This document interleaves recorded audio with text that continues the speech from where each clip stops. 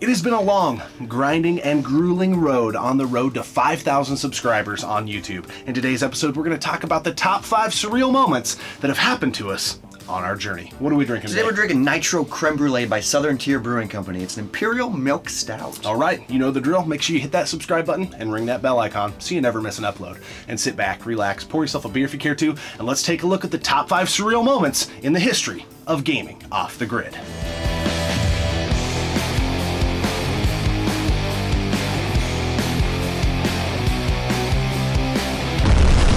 Want to know about beer, wrestling games, or gaming, you've got to check out Gaming Off the Grid.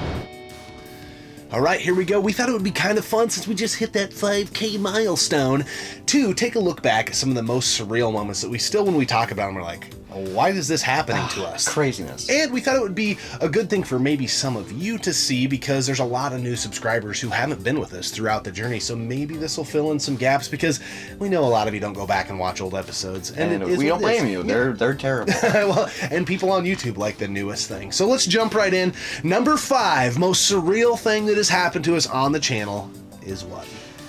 Boom shakalaka! Dude, we met Tim Kitzrow. Boom shakalaka! But we've actually had the pleasure of meeting him multiple times. And the last time we met him, up in Portland Retro Gaming Expo, he recognized us. Guys, as a fan of NBA Jam, NHL Hits, all those arcade sports, meeting him was like a dream come true. Yeah. And the fact that he recognized us, he joked around with us, he's told us stories.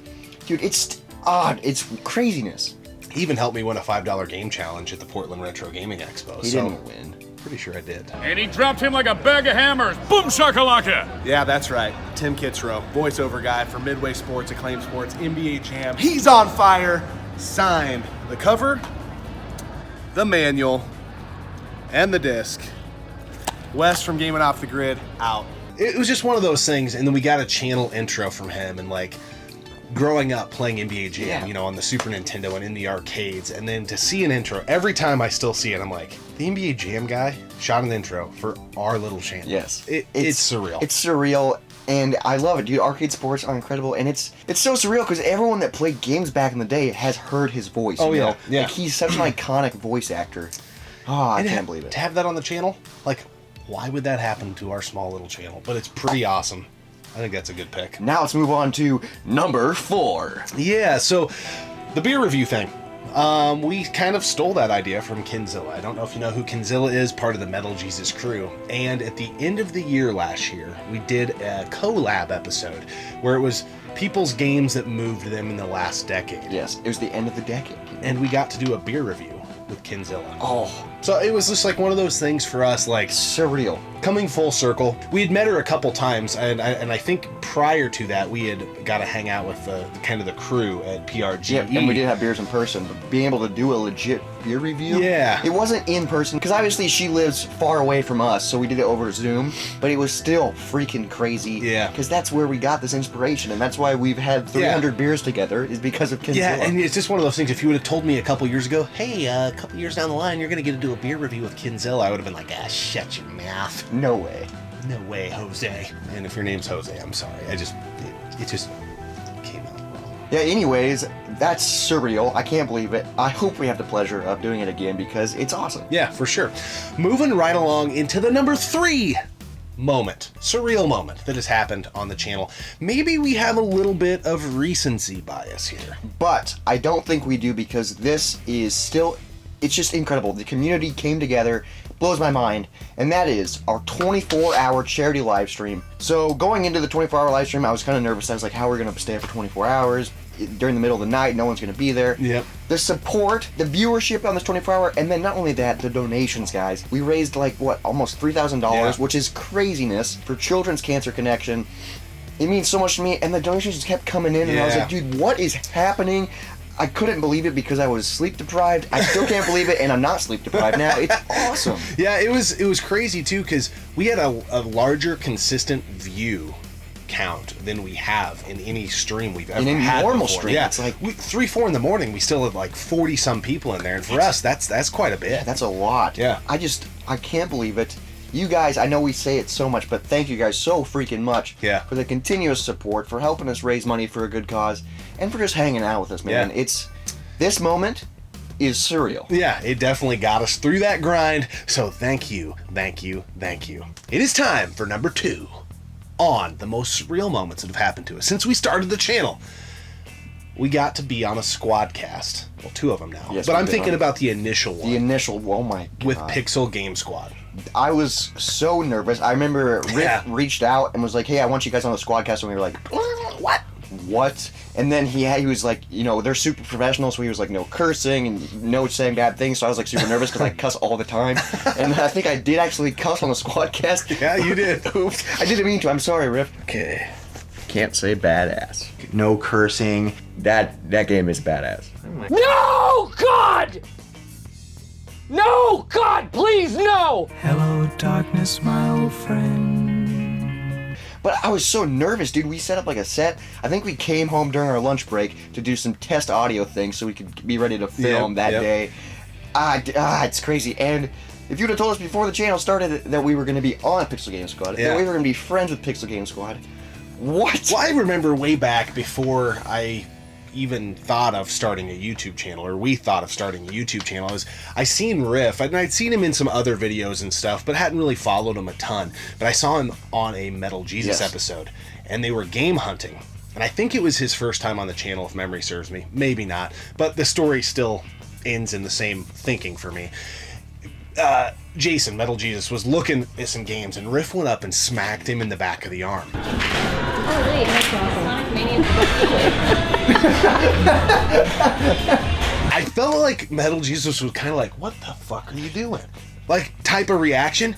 And Riff just didn't care. And I was like, that's the type of people we hang out with. Yes. Like, and so immediately I was like, I gotta find these guys. Like, that is the type of stupid stuff we do that's like, why?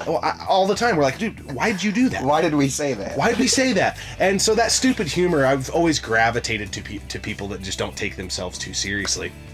And then if you'd have told me at that moment, like, yeah, you're gonna do an episode with these guys, I'd been like, Yeah, it was surreal. Yeah. I can't believe it. And we've had the pleasure of being on another one since then. Yeah, and we talked to them, off and on here and there, but it still is surreal. I can still remember how nervous I was, and I was just like, act normal. And it wasn't even in person. It was crazy. Pretty awesome stuff. But now, there's one left. But we're going to do the old Sylvester Stallone. Have you guys ever seen the movie Cliffhanger? Oh, yeah. How many times are we going to use this reference? As many times as it takes for someone to recognize that it's a good transition. You're not gonna die. The Nitro Creme Brulee Imperial Milk Stout by Southern Tier Brewing Company. Our good friend BK sent this to us, and every beer he sends us is incredible. So, what do you think? I typically don't like nitro beers because, to me, they typically or usually taste kind of flat. Yeah. That nitro component, it just kind of almost like waters the beer down. It does it to this beer. So the nitro aspect is kind of like, but the flavor is freaking off the charts. This is like a dessert beer through and through, total creme brulee. It's probably my favorite nitro stout I've ever had because I typically don't like nitro stouts. Yeah, I'm in the same boat. Like, every time I see nitro, I'm like, I'll try it, but it always is disappointing. I think sometimes the nitro robs some flavor, but dude, the flavor in this is like the creaminess. Yeah. The vanilla, I think it's the vanilla that I'm tasting, man. It's so good. Yeah. This guy is 10%, which is dangerous because it's super smooth. Nitro beers, I feel like, smooth out like the taste and the burn, and it's just an easy drinker. It is. This is a really good beer. It is, absolutely. And for us to say that about a nitro, because I think we're in the same boat, Yes, is says when we a think lot. about those. I wonder if they just have a regular creme brulee stout that doesn't have the nitro aspect. I wonder because, what that would taste like. I mean, I'm pretty sure I would like that one more. Yeah, I would assume But so. nonetheless, BK, thank you so much for the beer. BK is a great friend of the channel. Cannot wait to go to a con with you again, man. It's coming. It's coming. 2021, fingers cons are crossed. going to happen again. We get to travel again. And speaking of traveling, Oh my god. the number one surreal thing that has happened to us on the channel, we still don't know why. We still don't know. Why would they pick us? Even today, Yeah, a year later. This happened a year ago, if guys. they picked us today, I would be like, why are they picking us? And it was when Konami flew us out to the launch party for Contra Road Corps. Here we go, dude. It's almost Uber time. It's almost Seattle time. It's almost Got G time. It's almost Contra time. It's almost Konami time. This is our time to shine. Got G is going big time. Yep, we're in the airport, guys. This is a big deal. So here we are, top secret mission to Seattle. But first, we have to go to Denver. Yes, layover in Denver. You know what that means? Mile High Club. Denver was full of shit. Speaking of shit, we're right by the bathroom. Yeah, this might be a bad situation. Unless we have to take a shit. Then it's a great situation. We're in a good spot. I'm just ready to fart all night. Yeah. Or day. Oh my God. Yeah, they flew us out to Seattle. So first off, first time in Seattle. Konami. That's insane. And then to be at a release party for the new Contra game. Yeah. We love Contra. We love the series. I know a lot of people, the game's debatable. The game's fun. Yeah. But who cares what the game was like? It was just insane. Yeah. We went up for the weekend. I still don't know why or how or just... I'm still blown away that this happened. I'll never forget this, and it's always going to be surreal for me. We were the only YouTubers there. Yeah. Like, what? Yeah. I'll never forget, like, when we got it, like, we were super pumped, and I remember telling you, like, I don't know, dude. Like, this seems a little weird. This is probably going to fall through the cracks. Like, don't get too excited, because I just... And I think I even said at the time... Well, I mean, why would they look at us? I mean, they could bring somebody with millions of subs, get so much PR. I remember thinking, you know, prior to and during...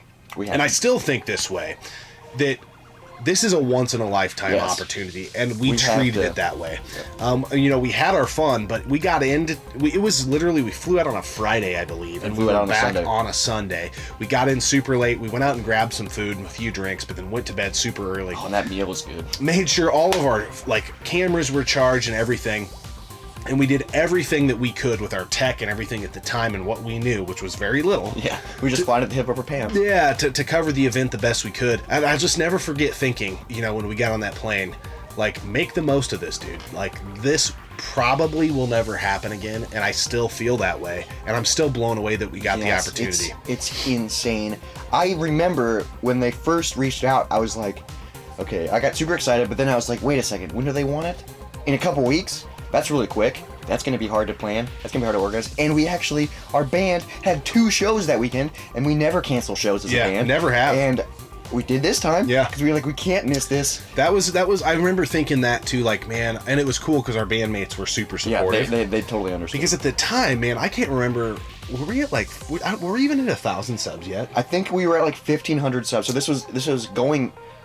a couple weeks before Portland Retro Gaming Expo last year. Okay. So I think we were at like 15. Yeah, so I remember thinking, like, man, how are we going to make these guys or get these guys to understand how much this means to us and how crazy of an opportunity this is, because we've never canceled shows, and we approach the band much like we do the channel. You know, we're diligent, try being on time with everything. You know, this channel was just kind of somewhat getting off the ground. The band had 10 years in the books, and, you know, at the time, probably a more serious endeavor than this. Yeah. And it was really cool that the bandmates were supportive of it, totally understood. And, like, they were kind of like, it sucks we have to cancel shows, but dude, we get it. But like, Konami, you guys need to go. Yeah, you have to. It was unbelievable. And just when you walked in, you know, to the Amazon headquarters where it was in Seattle. And we had the VIP badges. And you saw, like, the Contra artwork and, like, all of the stuff. And just knowing, like, we're playing a game that no one else is playing right now. Yeah, like, it wasn't even officially out yet. We got to touch it, we got to feel it, we got some free copies of the game, we did a giveaway with the game, and it was crazy. We met somebody that helped with the art of the game.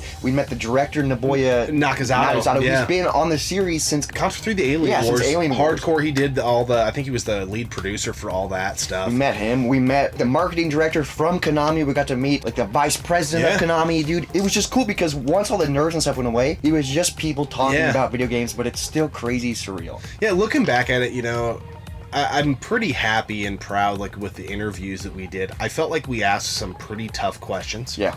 I'm glad we weren't scared to do that I felt like retro gamers would want to know.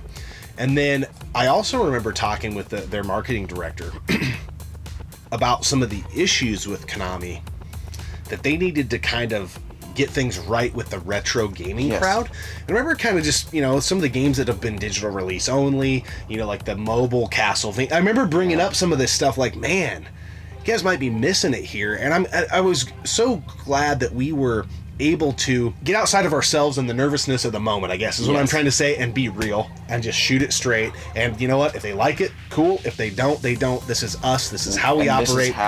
And these are the questions people want to know. And I was really like, after that, it was just kind of one of those moments where I've been more confident in our own skin almost after that. I don't know how you feel, but I feel like, man, if we can do that, we can freaking do anything. And so I'll never forget this, man. This was like, it's the coolest thing that's ever happened to us. Coolest, surrealist, eye-opening, just, I can't even, every time I explain it, I like forget how to talk. Like, I'm just like, what? And I think this is the first time on the channel we've kind of done a deep dive talk on this, because I think people kind of knew, but we didn't really talk about how we got, flown out. We didn't know how to bring that about, and we didn't really dive deep.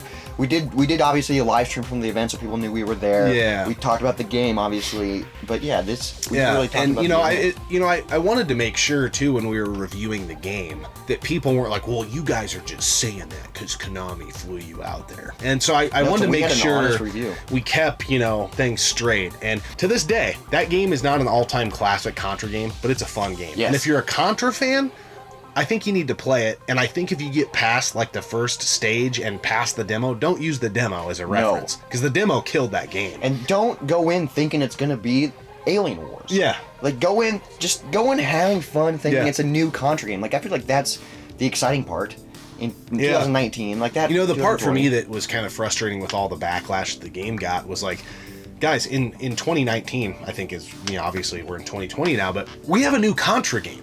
Like that in and of itself is awesome. There's people who are retro gamers who talk about how Contra Force, it's not that bad. The game is plagued with slowdown, but because it's Contra, you'll say it's not that freaking bad. This is Contra, and if this game would have done well, what scares me is that the bad PR, the bad performance of the game, maybe will deter Konami from revisiting the title in the future. I hope not. Which I really hope not. That's kind of what I'm getting at there. But guys, those of you who have been with us for the long haul, thank you. We appreciate it. Those of you who've been with us for 2 minutes, we appreciate it. We appreciate every single one of you. So these are our top 5 surreal moments, but dude, we've had so many amazing memories. Yeah. We've met so many amazing friends. We've done so many incredible things that it would be hard to talk about all of them. Yeah. So we just decided to go with the surreal moments. So I just want to say thank you guys so much for being you. Yeah. For letting us be us. Yeah, that makes sense. I mean, YouTube. I mean, it's unreal. I want the channel to grow as big and grandiose and hairy and audacious as it can, because we always want to win, no matter what that is. We're always pushing ourselves to that next threshold. But the friendships we've made make all of whatever happens okay. The chips can fall where they may at this point. If the channel stopped right now, I'd be pretty content. It's a win. So, guys, hopefully you enjoyed this. Hopefully some of you who haven't been around the whole time were like, oh, I didn't know that happened. And you know what? In the comment section below, let us know, what is your favorite Gaming Off the Grid episode of all time? Wow, that's tough. I couldn't even tell you that. I would just like to know what you think. We always appreciate you tuning in and subscribing to the channel. Keep gaming, keep drinking. We'll see you next time right here on Gaming Off the Grid. Person, obviously, because she lives in somewhere else. Amazing nose. Damn.